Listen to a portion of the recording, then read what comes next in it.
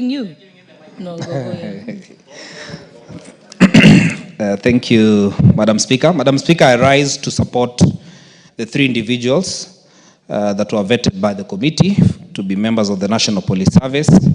And Madam Speaker, as I support this motion before the floor, I want to say that the work of the National Police Service is well cut out. Number one, they deal with recruitment and appointments to the National Police Service.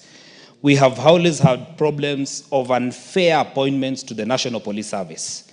And Madam Speaker, in some regions, we have always had skewed recruitment of people to the National Police Service, and specifically the formula in which the National Police Service uses. One of the roles that this commission has is to develop fairer processes that can be used so that they can address the issue of inequality for people who want to serve in the National Police Service. They will also deal with promotions and confirmation of appointments.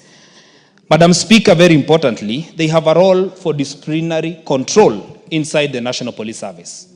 We've had incidences, and like the latest of Ojwang, Madam Speaker, who has died in a police station.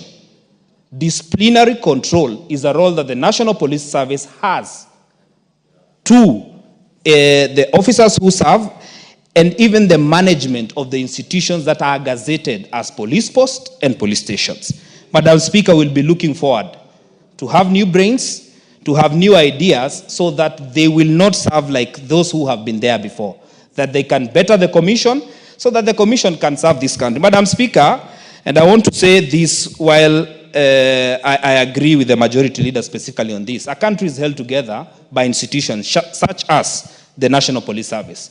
But we must agree one thing, Madam Speaker.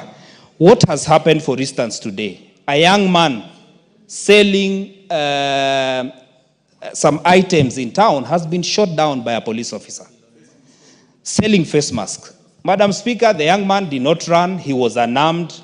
It's just worrying. And one of the roles that the National Police Service has to do is to bring our country together. And the greatest threat now we have is when an institution or leadership loses touch with the people they lead. Where I come from, Madam Speaker, we rear cattle. The worst shepherd is the shepherd who cannot look back and see where his cattle is.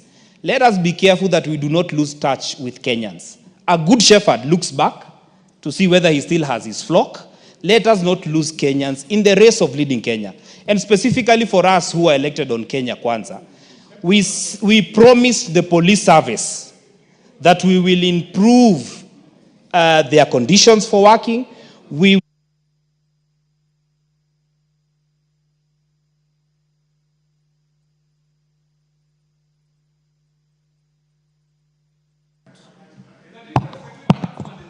So I want to say, Madam Speaker, that as I conclude, the Kenya Kwanza administration promised three things. One, their remunerations, their conditions for working, and their benefits, majority of which have not been met up to date. The current National Police Service, as we approve them, and I agree, they are competent individuals, they